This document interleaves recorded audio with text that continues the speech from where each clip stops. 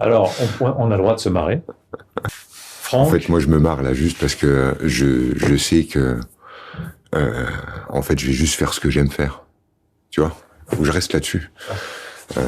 C'est tout. Moi, parler aux gens et raconter des trucs comme ça, c'est, voilà. En fait, moi aussi, j'attends ce moment.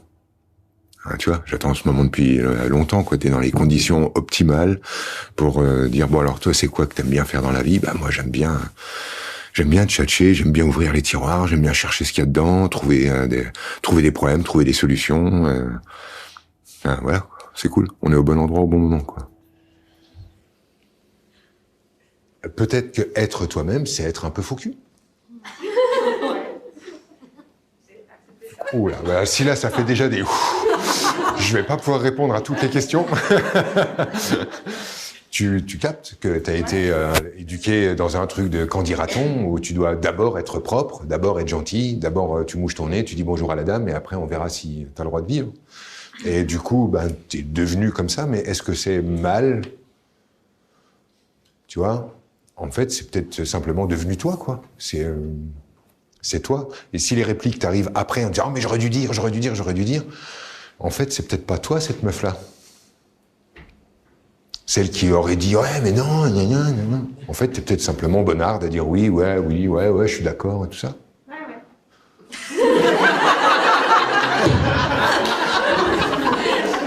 Pratique.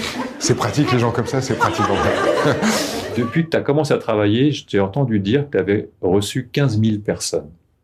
Oui, ouais, ouais, maintenant on est à peu près là. Alors j'ai pas j'ai pas les chiffres super précis, mais ouais, ouais, j'ai vu un max de monde.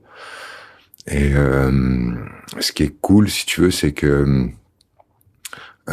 ça m'a vraiment permis maintenant d'avoir développé une sensibilité qui était pas la même en 2014. En 2014, j'avais des idées et depuis en fait ces idées ont bougé, ont évolué en fait fonction de la rencontre avec les gens. Maintenant, c'est devenu quelque chose de beaucoup plus de l'ordre de l'expérience que de l'ordre de l'idée. Et si tu veux, ça a vachement accompagné ma redescente. En 2014, je peux dire que j'étais très en haut, ce qu'on pourrait qualifier de perché, c'est-à-dire quelqu'un de très mental qui est dans ses élucubrations, dans sa spiritualité, etc.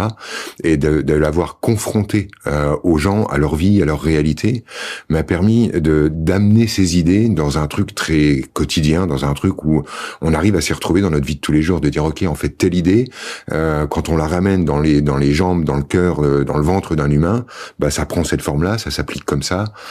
Et pour moi, c'est surtout ça l'intérêt de cette expérience de ces 15 000 personnes croisées, c'est que ça a amené mes idées dans mes jambes et moi finalement j'ai que dû suivre le mouvement, redescendre dans l'humain, m'intéresser à ce qu'on vit dans la vie de tous les jours. Et réunir un peu, si tu veux, deux trucs qui, en 2014, étaient encore totalement séparés pour moi. J'avais le monde de la spiritualité, de la recherche, de la quête de soi, et le plan humain de là où on a besoin de manger, de vivre, nos enfants, notre boulot, notre frigo. Et ces 15 000 personnes, elles m'ont permis, pour moi en tant qu'homme, hein, si tu veux, de me réunir là-dedans. Je n'ai plus deux versions de Franck. J'en ai une qui est aujourd'hui un homme qui est en bas, qui vit sa vie d'homme, qui a ses enfants, son frigo à remplir, ses questionnements à propos du quotidien. Et ces idées qui étaient distantes sont devenues en fait des idées appliquées, ou en tout cas des idées applicables. Et c'est ça surtout que ça a changé, moi, de rencontrer ces 15 000 personnes. Je crois en fait qu'il faudrait d'abord s'attacher à dans quel bain je vis, dans quelle ambiance je vis. Tu vois, l'ambiance dans laquelle on vit. Est-ce que tous les jours tu vis avec un espèce de sentiment que t'as un devoir d'école que t'as pas fait? Tu sais, tu te rappelles quand t'allais à l'école et que le week-end se termine, c'est dimanche soir, t'as pas fait tes devoirs et tu sais que t'as un putain de truc à rendre pour lundi matin. Tu connais cette espèce de pression? Bah quand t'es grand, en fait, c'est une facture que t'as pas réglée. Tu vois, mais elle est là. Tu le sais, en fait, il y a un truc, il y a ce courrier-là, putain, j'ai encore pas répondu à ça. Et ben cette pression-là, elle est capable de te pourrir n'importe quelle vie. Et quand tu vis dans cette tension permanente, il faut bien comprendre que le premier truc dont tu devrais t'occuper, c'est l'ambiance dans laquelle tu vis. Et c'est pour ça que j'engage nos auditeurs aujourd'hui à fixez-vous des objectifs, il n'y a pas de problème. Mais rappelez-vous que la vie ne vous les demande pas et que donc si vous n'atteignez pas ces objectifs, vous n'êtes pas des personnes qui échouaient. Et si vous les atteignez, vous n'êtes pas des personnes qui réussissaient. Vous êtes simplement des personnes qui jouaient. Alors dans les personnes qui jouent, il y a des gens qui jouent à réussir tout, il y a des gens qui jouent à échouer tout. Mais des fois, selon tes critères, il y a des gens qui échouent et qui sont heureux parce qu'ils ne vivent pas dans la tension. Et selon tes critères, il y a des gens qui réussissent, mais qui en fait échouent, parce qu'ils vivent dans une tension permanente. On mourra dans le lit que nous creusons toute notre vie. Et là, j'ai commencé de comprendre le truc totalement autrement. J'ai dit, ah ok, c'est ça qu'on est en train de nous dire. Comme on fait son lit, on se couche, c'est-à-dire que là, c'est vraiment extraordinaire, parce que il y a une histoire de fou, il y a un pouvoir de dingue pour nous là-dedans. C'est que la façon dont nous allons narrer notre expérience, je parle bien du récit de notre vie, la façon qu'on a de raconter notre expérience, creuse un sillon, creuse le lit. Et le lit, là, notre récit sans cesse répété, cette narration sans cesse réappliquée, crée le lit dans lequel nous mourrons. On mourra dans la légende que nous avons racontée. Nous mourrons dans la légende sans cesse répétée de notre histoire interprétée. On est en train de creuser le lit dans lequel nous mourrons à chaque fois en fait qu'on se re-raconte. Et c'est ça, en fait, enfin, je percute sur c'est quoi le verbe créateur. C'est ça, le verbe créateur. Le verbe créateur, c'est pas faut que je fasse attention à ce que je dis, parce que, ah zut, j'ai dit ce truc-là, alors comme j'ai dit ça, je vais attirer ça. Non, non, c'est pas ce bullshit ésotérique. Le verbe créateur, c'est, vas-y, raconte ton histoire. Dis-nous qui tu es à longueur de temps, à longueur d'année. Vas-y, raconte cette vieille histoire à propos de toi et creuse ton sillon, mon garçon. C'est là-dedans que tu mourras. C'est ahurissant, en fait, le pouvoir qu'il y a à cet endroit-là. Comment l'histoire sans cesse racontée de notre interprétation, de notre vécu, crée simplement la façon dont on va prendre le reste. Et la façon dont on prend le reste, c'est simplement notre vie. Parce que notre vie, c'est ça. Une interprétation du réel. Tu vois, moi, j'ai envie vraiment de donner du pouvoir aux gens. Moi, je fais pas du développement personnel, je suis pas thérapeute. Donc, je viens pas pour t'aider à guérir de quoi? De ta vision du monde? Non, on guérit pas d'une vision. Simplement, on regarde autrement. Donc, moi, j'aide les gens à détendre le ressort émotionnel, leur permettant de retrouver leur qualité d'interprétation. Je leur rends le pouvoir de redevenir des interprètes. Beaucoup de gens cherchent la sécurité. Et j'aime bien leur rappeler, en fait, qu'il n'y a aucune sécurité sur cette planète. Et qu'il n'y a aucun endroit où se cacher. Et ce que je veux dire par là, c'est qu'effectivement, moi j'étais là, tranquille, au bord de ma piscine, en Provence, personne à 30 km à la ronde, j'étais juste là avec mes 3 enfants, et je me suis écroulé pour mourir, et j'ai juste pu donner le téléphone à mon fils en lui disant appuie sur le 1 et le 8. Et ça arrive comme ça. Là, je sors d'un stage, et il n'y a pas un stage où j'ai pas une affaire comme ça, où j'avais une femme qui était là et qui, un soir, a reçu un coup de fil de la gendarmerie lui annonçant que son fils venait de perdre la vie sur la route. Et pour ça, si tu veux, il n'y a pas de masse d'argent, il n'y a pas de masse d'amour qui te mettent à distance de ça. Et moi, en fait, j'en peux plus de ce développement personnel qui te promet monts et merveilles et que tu vas attirer une vie heureuse. J'en peux plus. J'en peux plus d'entendre ça. On n'attire pas les événements. Les événements sont là. Le réel, il est là. Le monde, il est là. Et notre pouvoir, en fait, il n'est pas sur je vais attirer ceci, et puis du coup, je vais réussir, et puis grâce à mon immense alignement, Dieu va me remercier en ne tuant pas mes gosses. Faut arrêter les conneries. Moi, je peux pas avec ça. Le réel, il est là. Et en fait, le pouvoir que tu as, toi, c'est comment tu vas prendre les choses au jour le jour. Quand tu entends une phrase, comment tu vas la prendre? Quand tu reçois une facture, comment tu vas le prendre? Quand tu rencontres quelqu'un dans la rue, comment tu vas le prendre? Quand tu échoues quelque chose, comment tu vas le prendre? Et quand tu réussis quelque chose, comment tu vas le prendre? Et ton pouvoir, il est sur comment tu vas prendre la vie, mais sûrement pas de te fabriquer une vie qui va te permettre de te retrouver à l'abri de la douleur et de la mort. Ça n'existe pas. Et j'aimerais bien, enfin moi j'aime bien en tout cas dans mon boulot, réveiller les gens en leur disant laisse tomber, l'idée de la sécurité, il n'y en a pas. Je pense qu'on a un seul endroit de pouvoir, moi je reste là-dessus, qui est les sentiments que je vais tirer d'événements qui se produisent. Et ces sentiments, je tiens à être souverain sur ces sentiments. C'est le point sur lequel, pour moi, je pense que les humains ont du pouvoir, c'est leur interprétation du réel. Mais en même temps, si tu peux interpréter froidement, c'est-à-dire... Ça suppose quand même qu'émotionnellement, tu se sois déjà calmé. Non, ça signifie qu'une fois que j'ai eu une interprétation qui est née de mon monde émotionnel, je sois capable de faire un pas de recul en me disant ok, ça c'est la version que ton émotion t'amène à vivre la plus intensément puisqu'elle est reliée à ton vécu, éventuellement à ta famille, éventuellement à ton clan, éventuellement à ta patrie. Pourquoi pas, allons-y. Je comprends comment les gens sont émus pour des choses qui arrivent à leur groupe, entre guillemets. Mais une fois mon émotion passée, je suis capable de me décaler et de me dire, tiens, au-delà de l'émotion qui m'emmène à comprendre l'événement comme ça, comment je peux le comprendre autrement? Et je veux garder cette liberté toute fraîche. Ça apaise, ce pas de côté là va apaiser ton émotionnel. En tout cas, va en faire quelque chose. Non, non, c'est justement d'être capable de vivre son émotionnel qui permet de se décaler et d'avoir des points de côté. Et le refus de vivre l'intensité de l'émotionnel nous garde dans une lecture unilatérale, fermée, définitive du monde, et nous donne la sensation qu'on regarde la vérité. Parce que le réflexe, c'est de rejeter l'émotion, ou de se fermer. Oui, c'est ça. Mais ça nous met face à une réalité inéluctable. D'un seul coup, notre émotionnel n'existe plus. On pense observer la réalité et on va même s'insurger si tout le monde ne s'insurge pas en cœur avec nous. Je me suis retrouvé finalement à entrer en connexion avec d'autres formes de spiritualité qui, elles aussi, m'enseignaient finalement que je devais m'améliorer, qu'il fallait que je grandisse, qu'il fallait que je me purifie, qu'il fallait que je sois dans l'instant présent, pas dans le jugement, dans l'amour. Puis, enfin, au bout d'un moment, tout ça, ça m'a fait une espèce d'amalgame, une pression qui a fini en fait par déclencher chez moi une forme d'indignation. Je ne voulais plus entendre et acheter la croyance que finalement un humain c'est un problème à résoudre, qu'il y a quelque chose qui tourne pas rond chez moi dont il s'agirait de se méfier et qu'il faudra toujours tenter de s'améliorer. Les gars, quand vous serez capables d'aller voir papa et d'aller passer une matinée à la chasse avec lui, vous en fait qui détestez l'idée même de tuer un animal, vous allez pouvoir, vous êtes en train de lui dire, ouais, on est dans le même monde, je te comprends. Je m'en fous, ce que tu fais pas, machin, t'es mon père, point barre. Allez boire un pastis avec lui, on s'en fout. N'attendez pas, en fait, qu'il vous regarde avec des grands yeux énamourés, il le fera pas. Il ne sait pas exprimer l'amour, il ne sait pas dire les choses, il ne fera peut-être pas ces gestes-là.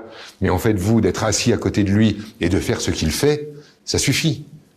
Sinon, en fait, tu fais quoi? Tu lui donnes des leçons toute ta vie pour lui dire, regarde comment je suis plus sage, comment je suis plus doux, comment je suis plus ouvert, comment je suis...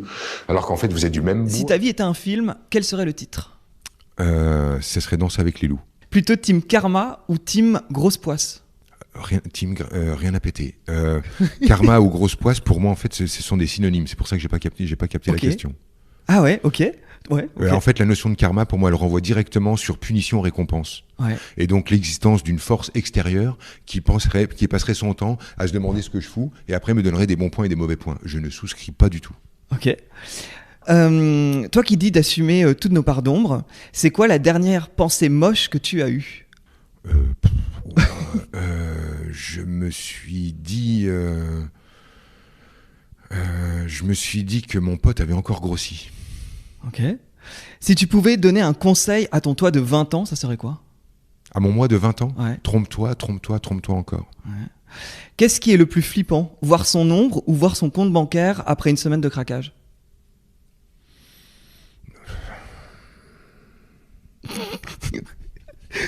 C'est une réponse? Ok. C'est quoi le plus gros mensonge qu'on se raconte à soi-même? Qu'on n'aura jamais mal.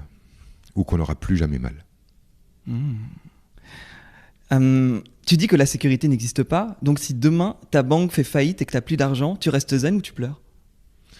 Peut-être que je pleure, peut-être que je reste zen, mais je reste uni. Si demain tu dois passer une journée dans la tête d'un autre, tu choisis qui et pourquoi? Celle de ma femme, pour savoir ce qu'elle veut. T'as des rêves aujourd'hui? Non.